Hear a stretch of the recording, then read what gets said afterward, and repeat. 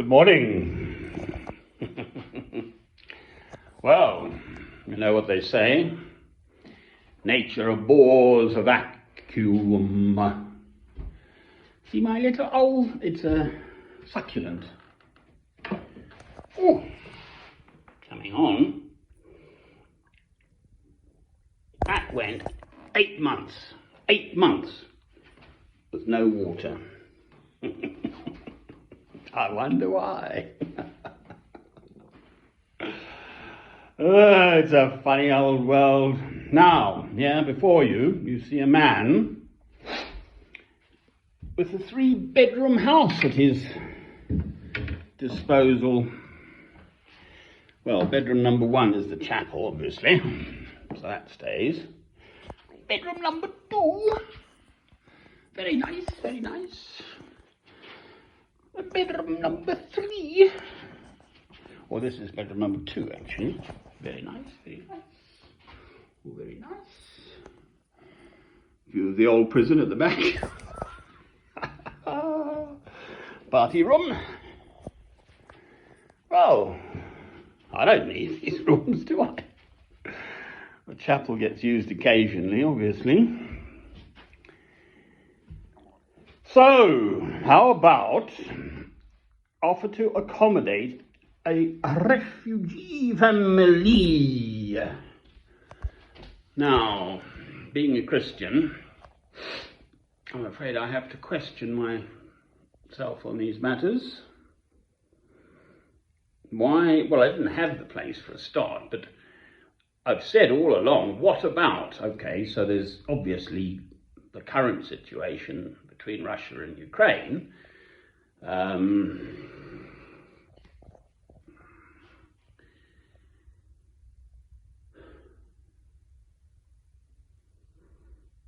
With refugee families, it's mostly women and children who are being packed off, and the men are, I think, required to stay if you're between 15 and 60 years old or something. And that clearly is not just going to go away in a hurry.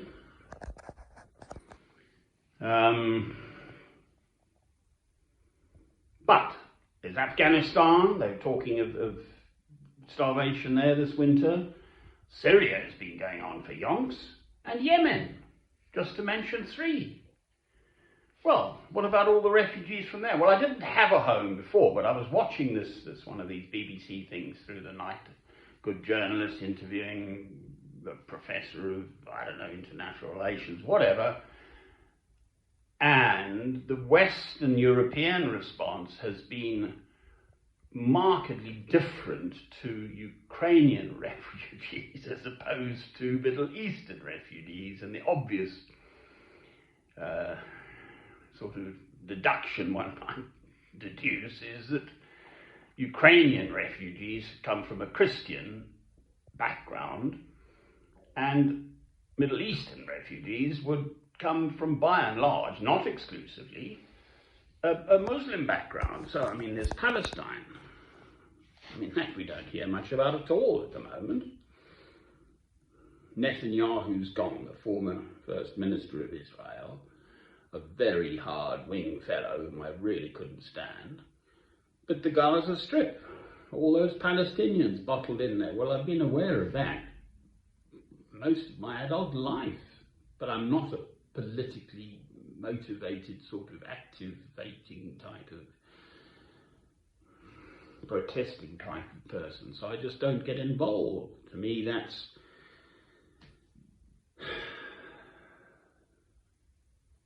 as in, Lord, let me change the things I can change, and through your grace, and to allow the other things that I can't change to be in your hands. Well, I'm pretty conscious of how little I've done in this world. I'm trying for a better cameraman as poor old arm's getting tired. See if I stand up. Might be better, might be easier. That's better. So what's my motivation? Well, definitely not financial gain. There'd probably be funds if one did it, and of course I'd have to go through the estate agent and the owner, and they seem to be a pretty good sort of professional estate agent, so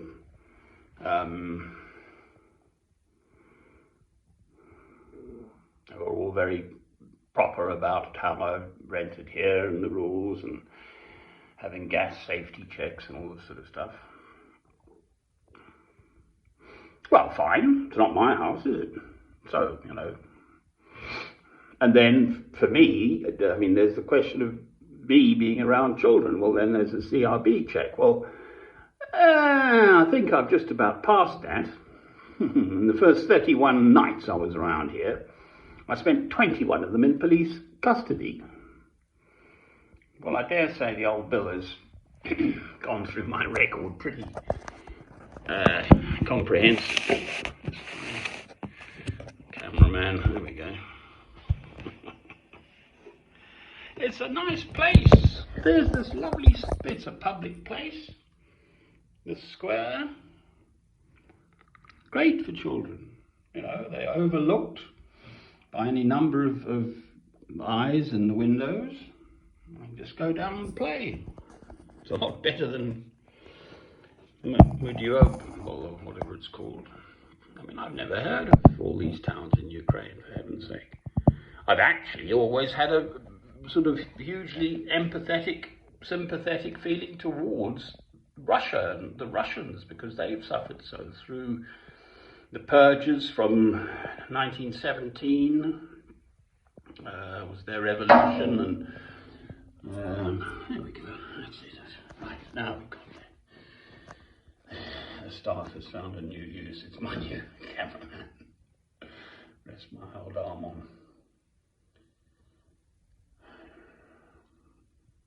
Millions of Russians. I read the two books by Solzhenitsyn, is the proper way to pronounce it. Alexander Solzhenitsyn, we'd call him in the West. I actually started learning Russian, believe it or not. They used to say, are you an optimist or are you a pessimist? And which are you going to learn, Russian or Chinese? Indeed. It looks like Putin has completely underestimated the resistance he'd find in Ukraine by Ukrainians who historically have very close links with Russia over the centuries, and the power of his forces just to overwhelm them, and the sort of unifying force that he, in fact, has unleashed in the West. Oh, here she is. This lady's going to lose her little dog. It's going to be put down on Tuesday. One of the two coming through. I talk to dog people. Say hi. Hi, Dodo. I'm just making a film, so I won't chat today. But all well, as far as it goes. Yes.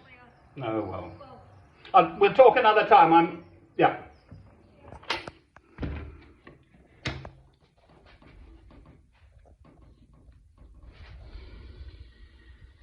Shame her little dog was going to be put down with, I think it's liver cancer on Tuesday. I think they're wire-haired terriers or something. She's Scottish too. Where was I? Save the world. My answer is, I am a Christian. The two commandments, love God, love your neighbour as yourself. Well, I've never been in a position before of having a place where I could invite anyone. So I'm just looking at my motivation. Am I only bothered about Christians, or so I'm very clear I'd go to the Refugee Council of Great Britain or whatever, something like that, and say, approach it from the angle that there would be a welcome for any refugee of any race or creed or faith or no faith, if I do it, and if the owner's agreeable, etc. Yes, in the current situation, it might actually turn out to be a Ukrainian mother with children, basically. Anyway, that was a thought that occurred to me after listening yet again to the news, as much as one can take. Oh Lord, what a world. Love was the answer. Ukrainians purport to be Christian, Russians purport to be Christian. Oh, excuse us while we just put all that to one side and start killing each other. Brilliant. They interviewed some old boy, fought in the war, Russian, against Afghanistan. Very proud of it, showed us his medal. I'm a Christian. Now, I mean, people call me radical. What utter nonsense. Alban was martyred. He saw the light of Christ, said no to killing, that was the end of it. If we all said no to killing through all the centuries, there'd be no killing, would there? And we don't. I'm not going to bang on about it, but to me it is absolutely crystal clear through Christ, through loving God through Christ. Yes, there's the Old Testament, and go on about that, using the Old Testament to justify a holy war and all that stuff. Rubbish. That is not how Christ taught us through his words and his actions. He did not get armies to fight the Romans. Full stop. So that, as far as I'm concerned, there's no discussion on the matter. It is just that, clear-cut, finito. No violence. You receive the light of Christ within you, you call yourself a Christian, stop killing. Full stop. Disband all the armies of the world. Bang. Amen. I'll go far.